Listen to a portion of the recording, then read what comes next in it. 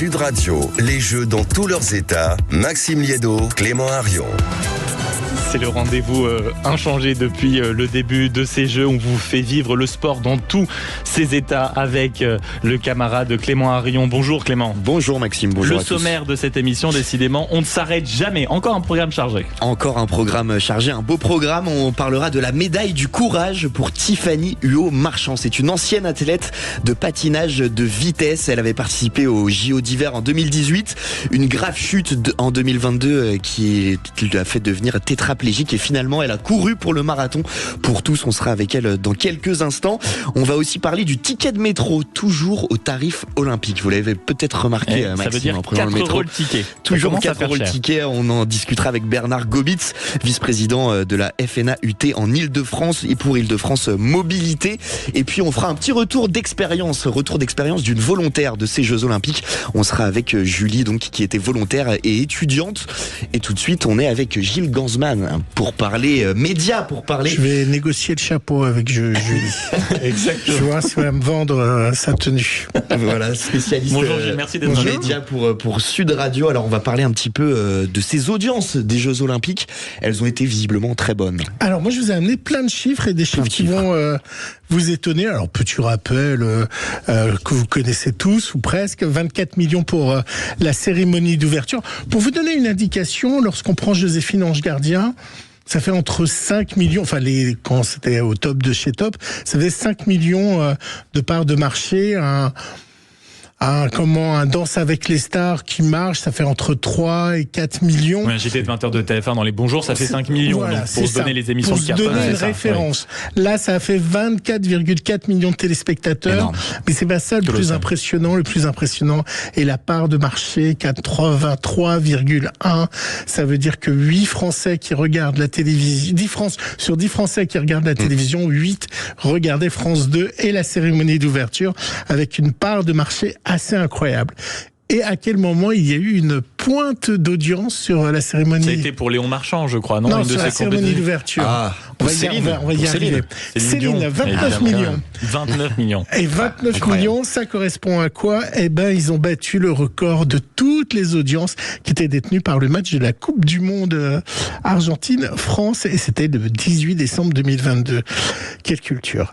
Et sinon, la cérémonie de clôture, elle a énormément marché, même si, en règle générale, les cérémonies de clôture fonctionnent un peu moins. Et puis là, les gens étaient déjà partis un petit peu plus en vacances. Ça a fait 17,1 millions.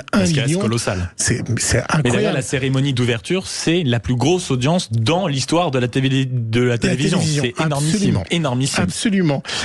En moyenne, 57,6 millions de Français ont suivi les Jeux Olympiques. 57 millions.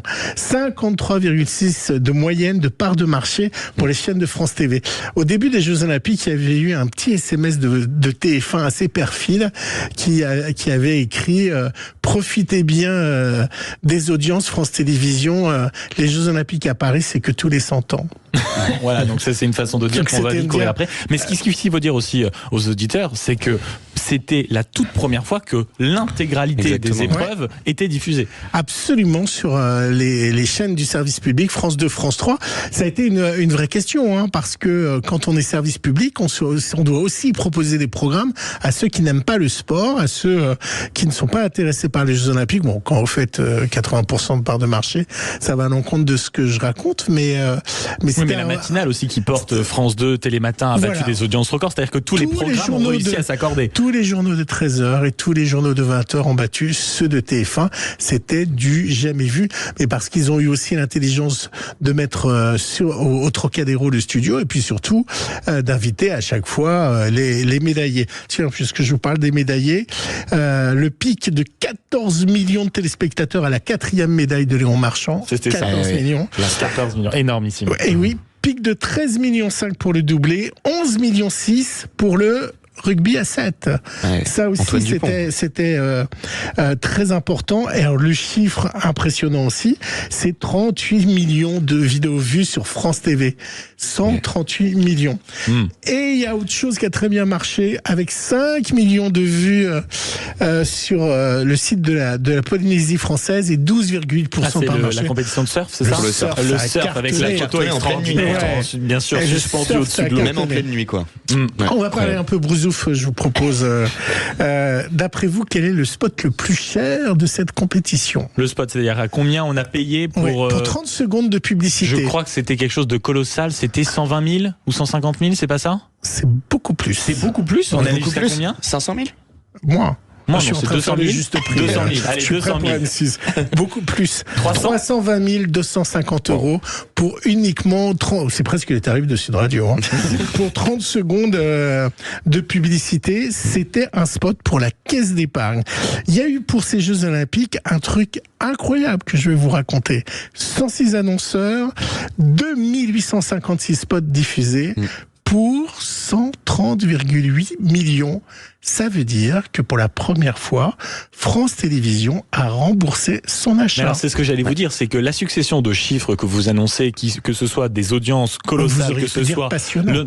aussi, mais ça, il faut que l'auditeur s'en imprègne.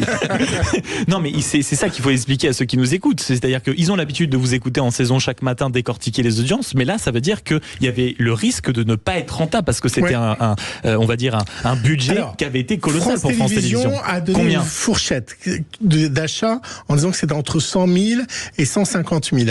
Vous imaginez qu'en publicité, ça a déjà rapporté 130 000 avec les à côté, avec le fait qu'il y a eu une dynamique sur la chaîne d'audience. Vous savez, les gens, ils sont pas habitués d'habitude à appuyer forcément sur France 2, France 3 ou France 5. Et donc ça a été très important. Pour vous donner une idée, donc ça a rapporté 130 millions et Tokyo, ça avait rapporté 17 millions en publicité. C'est énormissime. Donc vous voyez la différence. Je continue mon petit quiz, j'ai presque fini. Quel est le premier annonceur qui a investi le plus d'argent durant ces Jeux Olympiques? Il y avait LVMH qui était au top, non, pour la publicité. Ça, c'est un sponsor inclus des JO. Des JO, ça va pas dans la poche de France Télévisions. Et Ça va dans la poche des JO. C'est qui a garni alors la poche? Apple a été le premier annonceur. Ils ont investi 10,8 millions durant ces Jeux Olympiques. Pourtant, on a parlé de Samsung avec les téléphones. Oui, mais ça, en fait, c'est des sponsors. Okay. Et les sponsors, c'est inclus dans le budget. Le budget. Le deuxième, c'est Procter & Gamble, hein, c'est vos lessives, etc. Et le troisième, plus surprenant, avec 10 millions, c'est Renault. Renault, enfin une marque française, j'allais dire. Bon. Une marque française. Et puis, on va regarder 30 secondes du côté des États-Unis. 30 millions de téléspectateurs sur NBC. NBC n'a jamais vu un score comme ça. Il y a eu vraiment un coup de cœur parce que pour eux, il y avait le décalage. Hein. Nous, c'était 20h, mais pour eux, c'était 3-4 heures du matin. Je peux pas vous dire quelle heure parce que les États-Unis sont tellement larges. Oui, c'est ça. Alors là, si je vous fais toute la côte, mais sur NBC, en plus, les commentaires étaient dinguissimes. On a vu beaucoup de reprises de ça sur les réseaux sociaux, ils étaient impressionnés. Et le chiffre de dingue, il y a eu en streaming sur le site de NBC 23,5 milliards de minutes. Wow. De streaming. De milliards de minutes. 23,5 milliards de minutes de streaming sur le site de NBC. Bref, pour tout vous dire que les Jeux Olympiques ont été un vrai succès. Et on va désormais parler ensemble des Jeux Paralympiques. C'est ce que j'allais vous dire. On peut pas vous quitter, mon cher Gilles, en disant non, mais c'est quoi les espoirs? On parlait de fourchette. Mais qu'est-ce que je vous ai dit? Je vous ai dit qu'ils avaient déjà rentabilisé les Jeux Olympiques. Ça veut dire que tout ce qui va être en annonceur et en publicité, voilà, pour les Paralympiques. Que du bénéfice. Donc c'est une opération incroyable pour France Télévisions. Incroyable. Mais on parlait des Jeux Paralympiques. Il y a beaucoup la question des audiences. On a même vu des émissions comme celle de Léa Salamé. Quel jeu atteindre des pics à 4 millions de téléspectateurs. Elle a décidé. Mais sur France 3. Alors ça va alterner. France 2, France 3. France 2, France 3. Mais alors, est-ce qu'on peut s'attendre à, on va dire, à un tel rassemblement de Français devant leur télévision pour les Jeux Paralympiques, selon vous? Il y aura deux clés. la cérémonie d'ouverture qui a vraiment lancé ces Jeux Olympiques. Enfin, les 3 clés même. La deuxième, c'est les médailles. Dès qu'il y aura des médaillés français, les gens se passionnent. Personne, Léon Marchand, même si c'était un peu connu dans le milieu sportif, n'était pas aussi populaire. C'était pas la star de maintenant. Qu'il est devenu. Même chose avec le rugby ou d'autres noms qui sont apparus. Donc ça, c'est une clé. Et une autre clé qui va être, je pense, très importante à prendre en compte, c'est les gens qui ont envie de continuer cette trêve. Les gens qui ont continué envie d'être heureux et de se dire « Oh là là, ça nous manque les Jeux Olympiques ». Mais derrière, il faut que ça prenne. C'est-à-dire qu'il faut que derrière, il y ait du champion, de la compétition et que ça fonctionne. Et qu'il y ait du challenge. Et qu'il y ait du challenge. Mais je pense que le fait que ça soit 24 heures sur 24, ça vous donne aussi le fait de pas avoir le choix, en fait. C'est-à-dire, sinon vous allez vous rattraper Camping Paradis. Que ça, c'est ça, les rediffusions. Vous nous avez fait des fois gros, et puis qui est plus gros, et puis qui est encore gros, et puis qui on suit plus rien à ce qui se passe. Vous nous avez fait quelques devinettes. À moi de nous en faire une avant vous quittiez, mon cher Gilles Gansman. Combien d'audience pour la cérémonie d'ouverture sur France Télévisions des Jeux Paralympiques? Pronostic. Moi, je pense qu'elle va cartonner parce qu'elle est en extérieur. Vous savez, qui remonte les Champs-Élysées. Ouais. On a eu quelques intervenants justement dans cette émission qui nous ont expliqué le déroulé. Je pense que ça va être assez intéressant. On va tabler 15 millions. Allez, le 15 millions, les paris sont losés. Merci beaucoup. Et un dernier chiffre. Allez-y. Le 2. Pour clôturer. 2 septembre, autour de l'émission Média, 10h45. Évidemment. Vous retrouverez les fauteuils. Merci beaucoup, Gilles Gansman, spécialiste média Sud Radio, d'avoir été avec nous. On reste en compagnie de Clément Harion et de votre humble serviteur sur Sud Radio pour accueillir la médaille du courage pour Tiffany Huot-Marchand. C'était une ancienne athlète tétraplégique et pourtant, elle a fini le marathon pour tous. À tout de suite.